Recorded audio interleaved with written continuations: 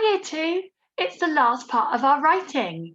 We are going to be writing our own version of There's a In My Book stories, based by the books on Tom Fletcher. Let's find out how this lesson is going to be broken down. Our question is, how do brilliant writers write a short story? We're going to begin by writing your title. We're going to decide how your story will start, and we're going to think of ways that your creature could escape from the book, depending on what you've chosen for it to do. Then we're going to write an end to your story. Let's get going. You're going to need a pencil, some paper for your book, and your brain. If you need to get any of these things, put me on pause now.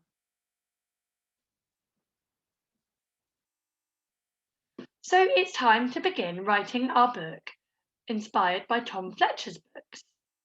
Now we know all of the titles begin with There's a in your book. Now I would like you in your book now to write There's a and put in whatever you chose to be in your book where the dots are. So it could be There's a troll in your book. You may have chosen something different. Can you write that now? Put me on pause whilst you do this. So now you've written your title, it's time to think about how your story will start. And we noticed that in both stories, they started with, oh, and it could be, oh no, oh look, oh dear. And then it was followed by, there's a in your book. Obviously in the dragon story, there was an egg in your book. It wasn't dragon straight away, was it? But you can choose how to start your story now. You can use one of my ideas here, or you could have your own oh sentence to start with.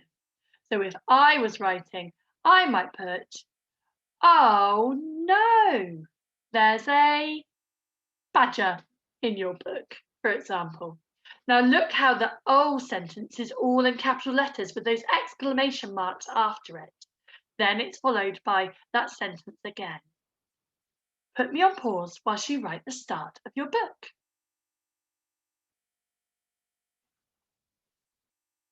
Now you've written the first two sentences, we need to think about what your creature is doing and also how we're going to try and get it out. This is going to be the start of my story. So I had, oh no, there's an awful smell in your book. So I didn't tell people what it was straight away. I really liked it in the dragon book where it said don't turn over. So I've magpied that idea to use in my one.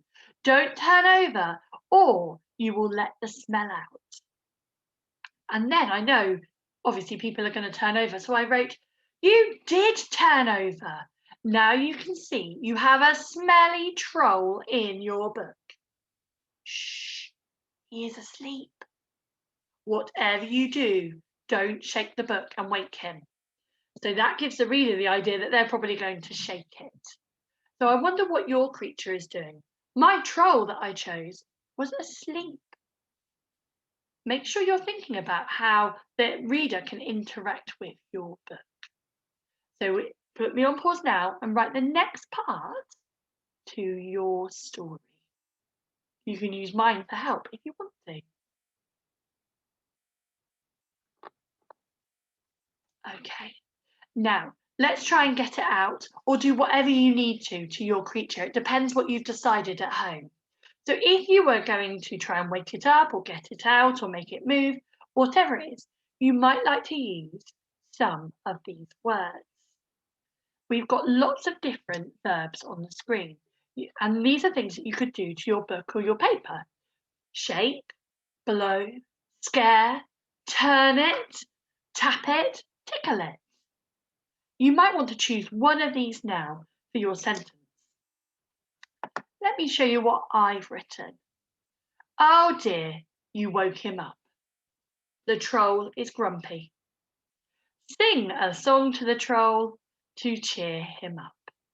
So my verb I chose was sing. Maybe if you've chosen a different animal, you might want to do something else.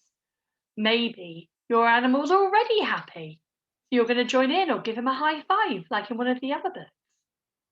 Maybe your animal is or creature has done something in the book that you need to sort out. So put me on pause now whilst you write your next couple of sentences. Now we're going to try again. We're going to be doing something else in the book. So I've got some different verbs here that you might like to use. Maybe you could say tilt the book, spin the book, shout at, touch, call, or sing like I used before. I've written this for my next part of the story. He's smiling now. Give him a high five to show your friends. Wipe the slime off your hands and turn the page to see what he wants.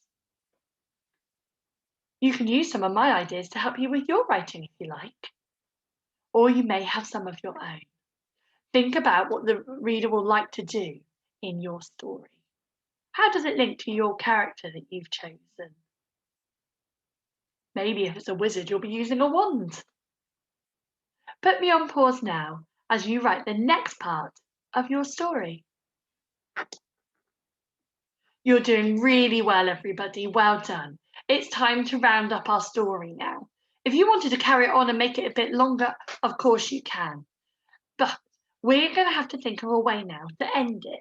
So how is your creature going to either escape the book or stay in there and move on to something else? I put some ideas on the board for you. Maybe it falls out, runs away, finds a friend, disappears, uses magic to go, or flies off. For my final sentence, I've said, he wants to go home. Wave a magic wand to whisk him back to his bridge, because that's where some trolls live, isn't it? Wave goodbye to Mr. Troll.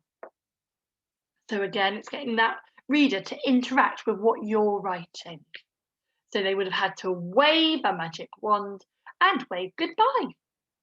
I wonder how you're going to finish your book. I can't wait to see them.